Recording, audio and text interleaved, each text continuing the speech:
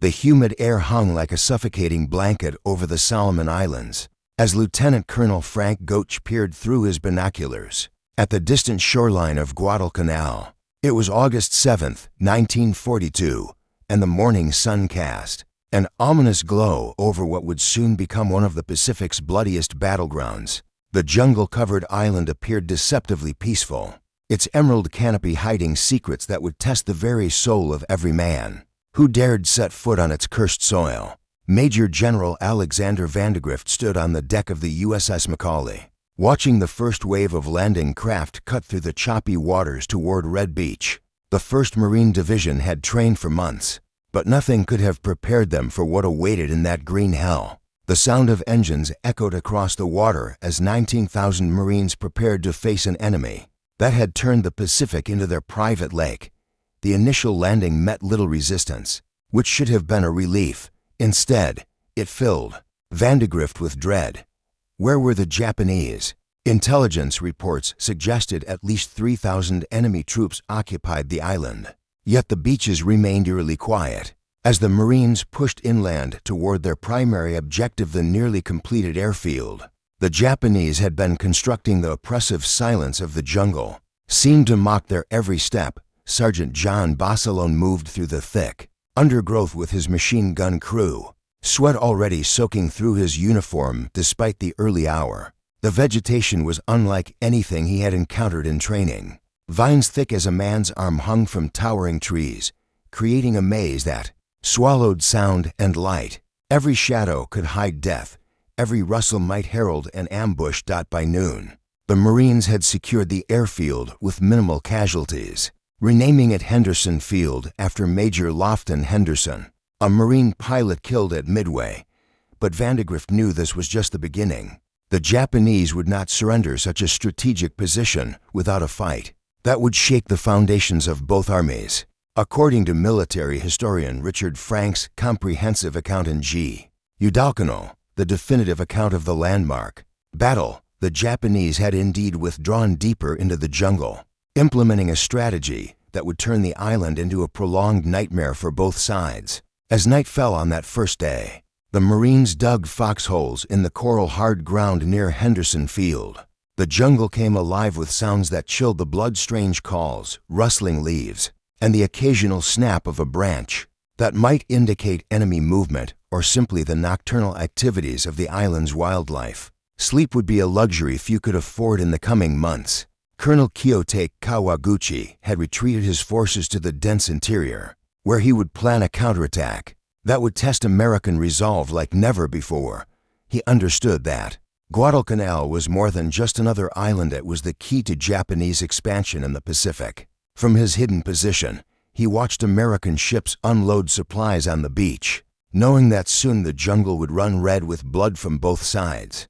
The stage was set for a campaign that would last 6 months and claim over 7,000 American lives, with Japanese casualties reaching nearly twice that number. But on this first night, as Marines stared into the impenetrable darkness beyond their perimeter, they could only imagine the horrors that awaited them in the green hell of Guadalcanal. The first major test came 3 days after the initial landing, when the tranquil waters around Savo Island erupted in fire and steel. Vice Admiral Gunichi Mikawa had sailed down from Rabaul with a force of 7 cruisers and 1 destroyer, moving through the darkness like silent predators stalking their prey. The Allied naval force, confident in their defensive positions, had no idea that death was approaching at 30 knots. At 1:43 in the morning on August 9, 1942, the Japanese opened fire.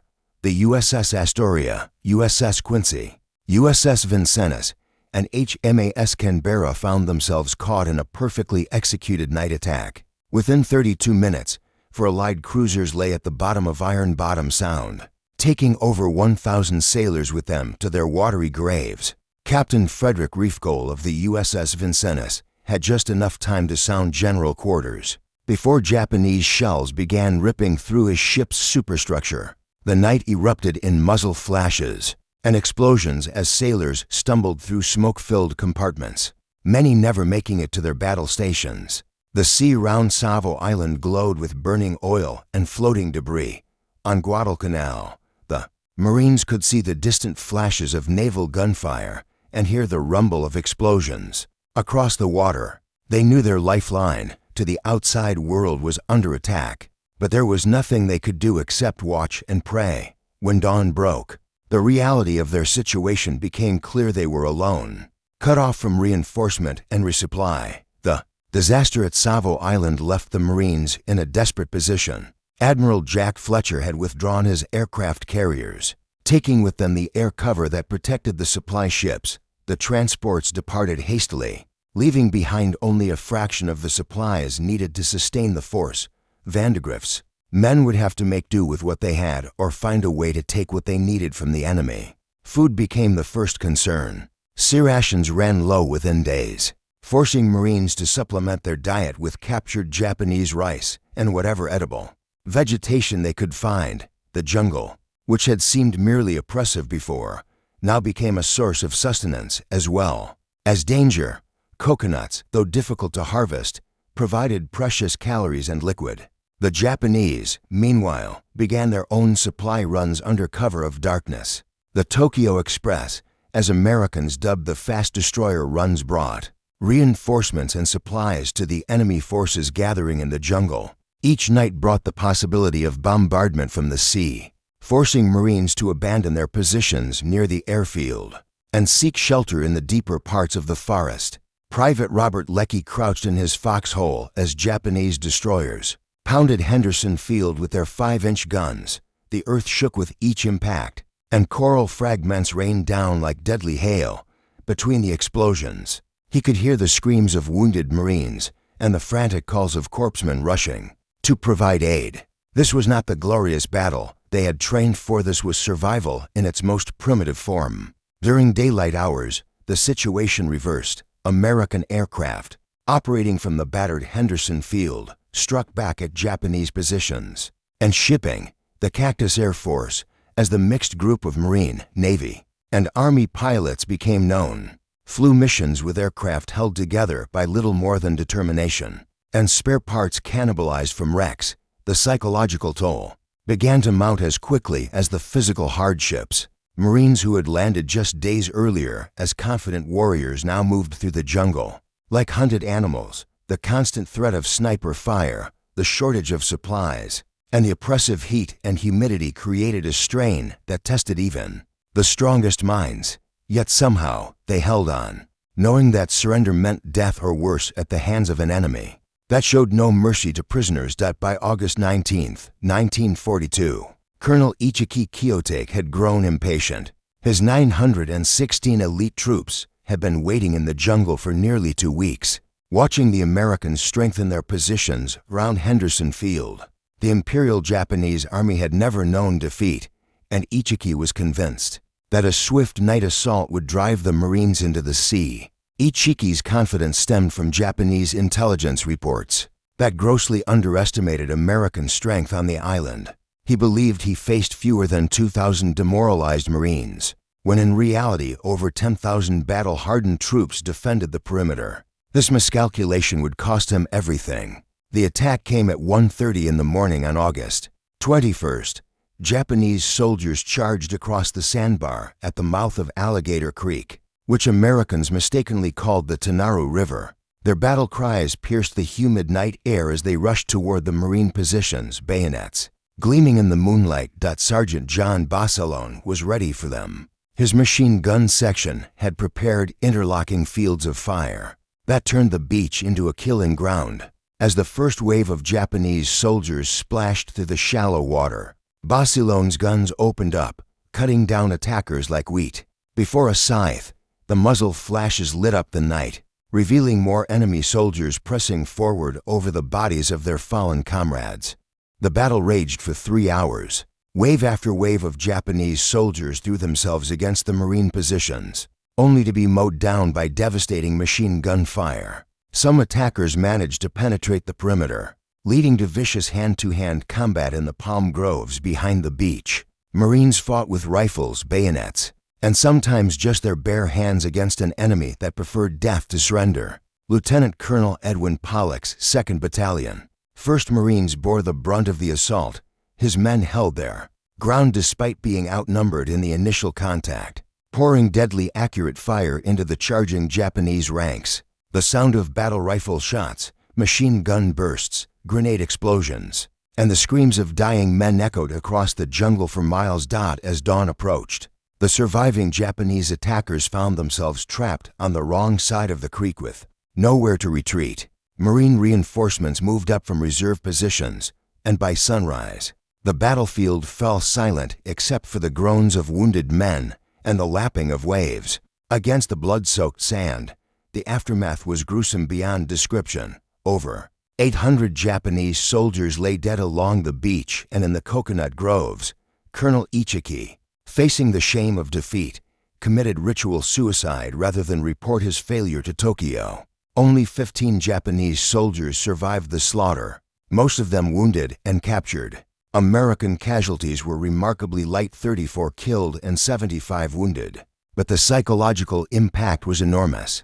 Marines who had questioned their ability to stand against the legendary Japanese infantry now knew they could not only fight but win. The myth of Japanese invincibility had been shattered on the coral sand of Guadalcanal. Major General Kiyotake Kawaguchi received news of Ichiki's disaster with growing alarm. From his command post deep in the jungle, he realized that the Americans were far stronger than anyone in Tokyo had imagined. The easy victory that Japanese planners had promised would require a much larger force and a more carefully planned assault. The Battle of the Tanaru, as it came to be known, marked a turning point in Pacific warfare. For the first time since Pearl Harbor, Japanese ground forces had been decisively defeated by American troops. The Marines had proven they could match their enemies in courage and exceed them in firepower and tactical skill. Bodies continued to wash up on the beach for days after the battle, a grim reminder of the price of Japanese overconfidence.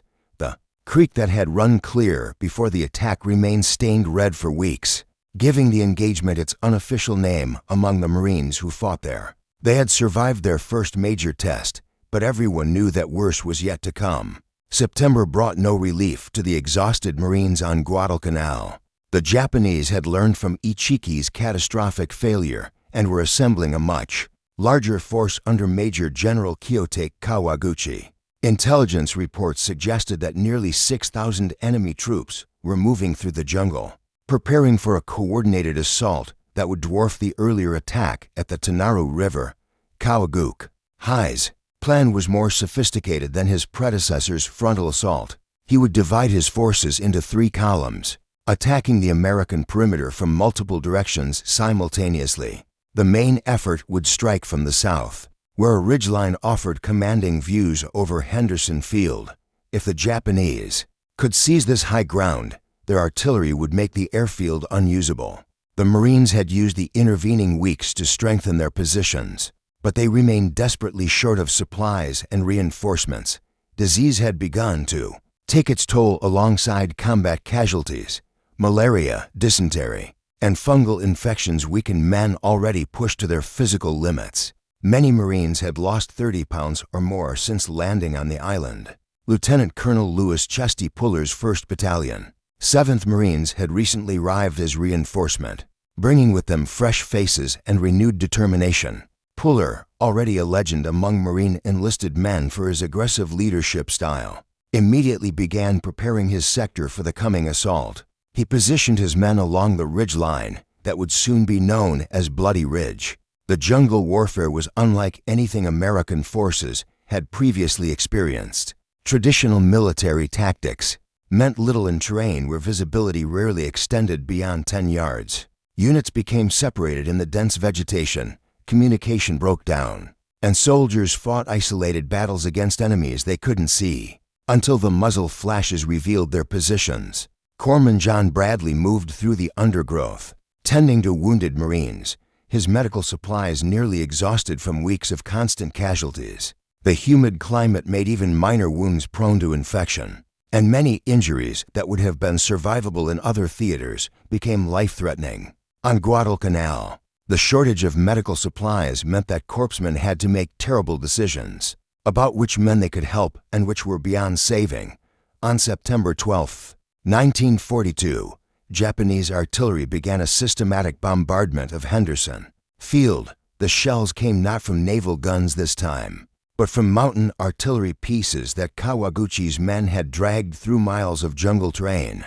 The bombardment continued for hours, destroying aircraft and killing ground personnel who had nowhere to take cover on the flat coral runway. As detailed in Samuel Eliot Morrison's definitive History of United States Naval Operations in World War II, the Japanese had committed significant resources to retaking Guadalcanal, viewing it as essential to maintaining their defensive perimeter in the Pacific. The main assault began on the night of September 13th. Kawaguchi's troops attacked from 3 directions, but the primary effort focused on the ridge south of Henderson Field, where Puller's Marines waited in their foxholes. The sound of the approaching enemy rustling vegetation whispered commands in Japanese, and the metallic click of weapons being readied sent chills through even the most experienced veterans. At 10:30 that night, the jungle erupted in gunfire.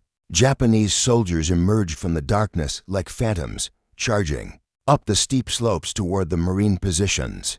Green tracers from Japanese machine guns crisscrossed with red tracers from American weapons, creating a deadly light show against the black jungle canopy. Sergeant Mitchell Page found himself commanding a critical section of the line when his platoon leader was killed in the first minutes of the assault. With his machine gun crew either dead or wounded, Page single-handedly operated his weapon, pouring devastating fire into the advancing Japanese ranks.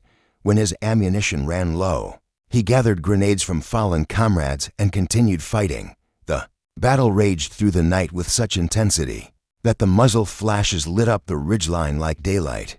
Japanese soldiers reached the Marine positions in several places, leading to brutal close-quarters combat. Men fought with bayonets, rifle butts, and even bare hands in struggles that would determine not just individual survival but the fate of the entire Pacific campaign. By dawn on September 14th, 1942, the ridge south of Henderson Field was carpeted with bodies from both armies. The Japanese assault had come closer to success than any Marine commander cared to admit. At several points during the night, enemy soldiers had broken through the perimeter, only to be driven back by desperate counterattacks launched by reserve forces. Major General Vandegrift surveyed the battlefield as the morning sun revealed the full scope of the carnage. Over 600 Japanese soldiers lay dead on the slopes they had tried so desperately to capture. American casualties were severe, but sustainable, fewer than 200 killed and wounded. More importantly, Henderson Field remained in American hands, and the Cactus Air Force could continue its vital mission of interdicting Japanese supply runs. Kawaguchi's defeat was even more complete than Ichiki's had been. The Japanese general had lost nearly half his force in the failed assault, and the survivors were scattered throughout the jungle, in small groups trying to evade American patrols. Many would die of starvation and disease in the coming weeks, never making it back to Japanese-controlled territory. The psychological impact of the victory rippled through both armies. American morale soared as Marines realized they had defeated the enemy's best troops. In conditions that favored the defenders, Japanese confidence, shaken by repeated defeats, began to crumble as word spread that even elite Imperial Army units could not dislodge the stubborn Americans from their jungle fortress. But victory came at a terrible price that extended far beyond the immediate battle casualties. The constant stress of combat, combined with inadequate food and medical supplies, had reduced many Marines to walking skeletons. Malaria rates approached 50% in some units, and dysentery was so common that men simply accepted it as a normal part of life on the island. Private Eugene Sledge, though he would not arrive on Guadalcanal until later in the war, would later write about the conditions described by his fellow Marines who survived the campaign. The combination of tropical disease, inadequate nutrition, and psychological stress created a form of suffering that few military operations in American history could match. The Japanese, facing their own supply crisis, began to withdraw their remaining forces from forward positions. The Tokyo Express continued its nocturnal runs, but increasingly these missions focused on evacuation rather than reinforcement. Admiral Yamamoto had begun to realize that Guadalcanal was becoming a strategic disaster that was draining resources needed elsewhere in the Pacific. November brought the final major naval engagement of the campaign, the Naval Battle of Guadalcanal. Fought over 3 days, saw both sides commit their remaining reserves in a desperate attempt to control the waters around the island.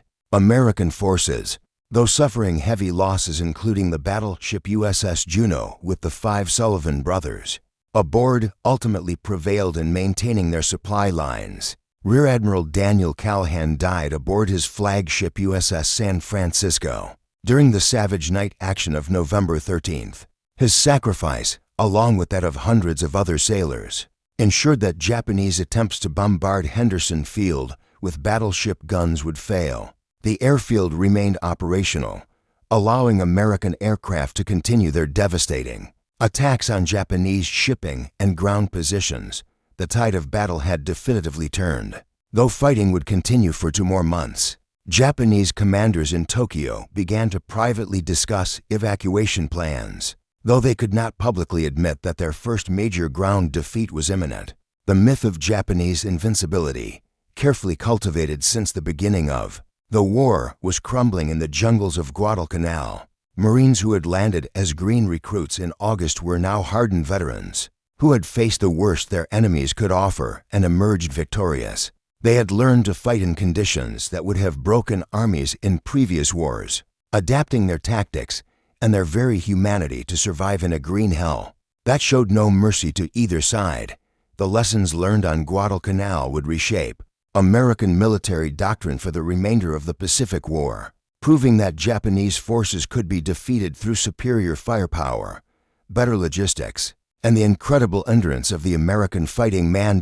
By December 1942, the Japanese High Command faced a strategic reality they had never before contemplated: complete defeat in a major ground campaign.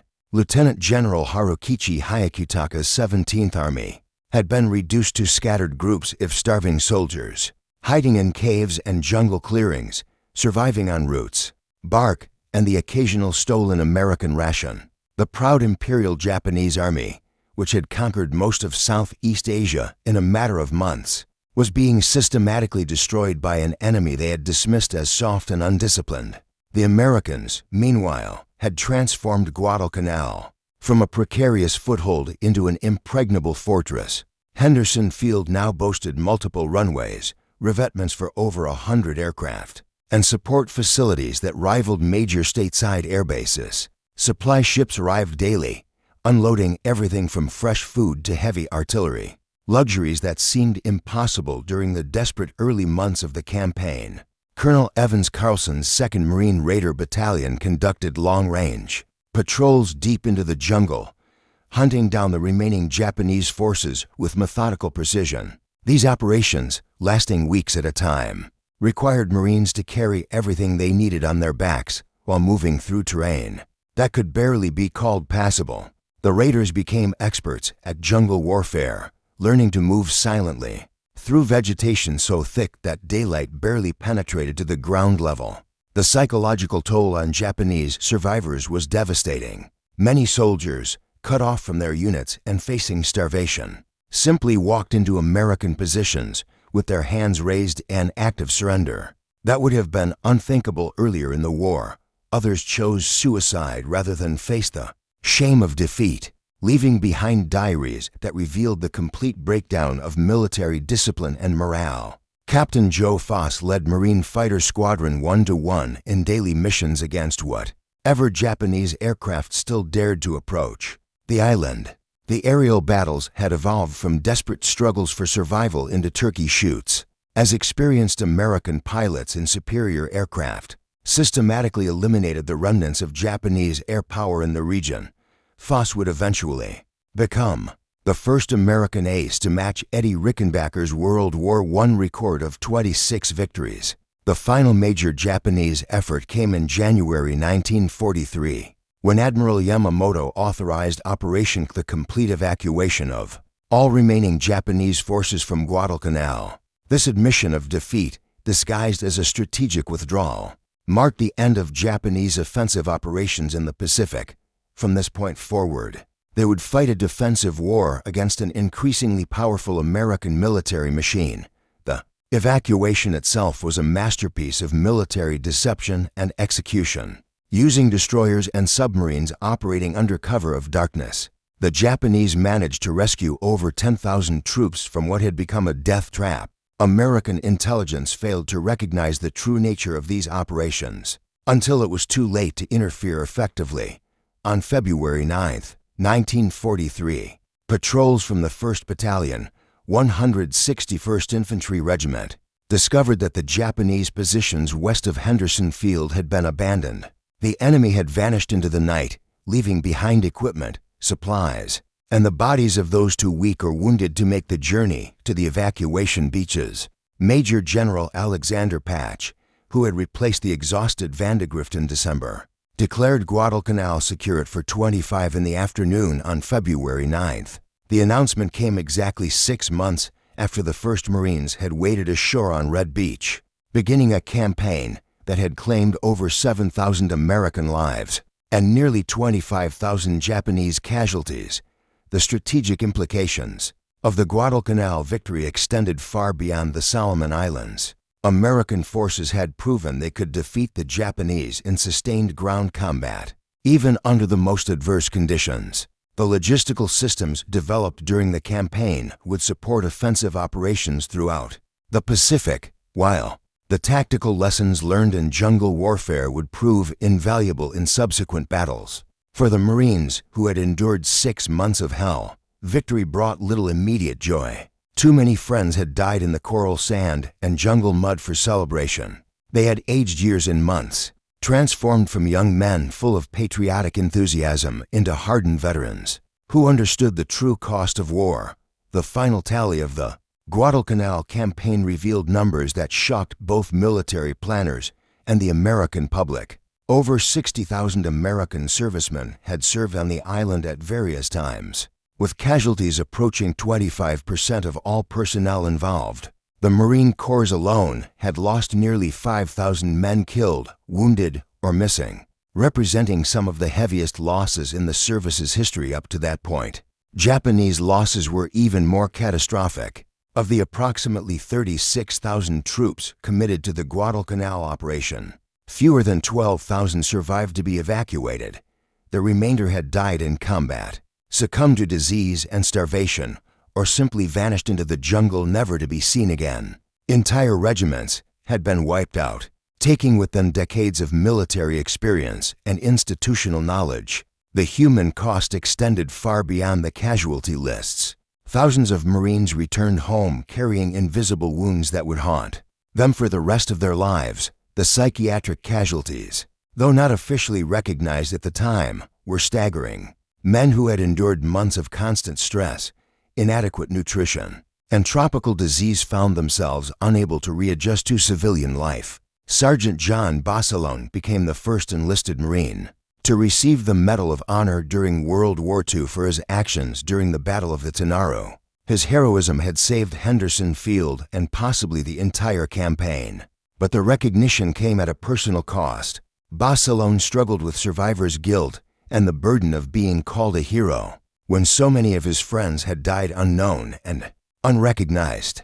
The strategic victory at Guadalcanal marked the beginning of the end for Japanese expansion in the Pacific. Admiral Yamamoto, architect of the Pearl Harbor attack, recognized that his nation could not sustain the losses experienced in the Solomons. The industrial capacity of the United States, once fully mobilized, would eventually overwhelm Japanese defenses regardless of their fighting spirit. Lieutenant Colonel Evans Carlson's raiders had perfected techniques of jungle warfare that would become standard doctrine for American forces throughout the Pacific campaign. Their ability to operate independently for weeks at a time, living off the land while maintaining combat effectiveness, gave American commanders a flexibility that Japanese forces could not match.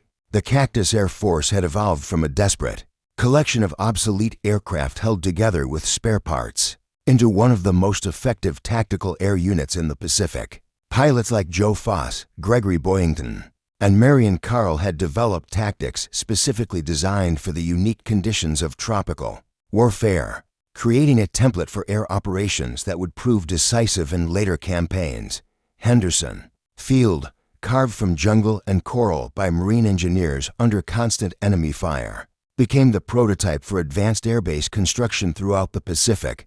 The techniques, developed for rapid runway construction and aircraft maintenance in primitive conditions, would enable the island-hopping strategy that ultimately brought American bombers within range of the Japanese home islands. The lessons learned in the Green Hell of Guadalcanal echoed throughout the remainder of the Pacific War. American commanders understood that Japanese forces, despite their reputation for fanatical resistance, could be defeated through superior firepower, better logistics, and the kind of stubborn determination that had kept Marines fighting even when defeat seemed certain. Perhaps most importantly, Guadalcanal proved that American citizen soldiers could match and exceed the performance of professional armies that had trained for war their entire lives. College students and factory workers had transformed themselves into jungle fighters, capable of defeating elite Japanese units in their own preferred environment. The island itself returned to jungle gradually, as nature reclaimed the scars left by 6 months of industrial-scale violence. Today, visitors can still find remnants of foxholes and gun positions, rusted pieces of equipment, and the occasional bone fragment, silent testimony to the price paid by young men from both nations who answered their country's call to duty. The Marines who survived Guadalcanal carried with them a quiet pride that needed no public recognition. They had endured hell itself and emerged victorious, proving to themselves and the world that there were no limits to what American fighting men could accomplish when their nation's survival was at stake. Their victory in the Green Hell would echo through history as one of the defining moments of the Second World War.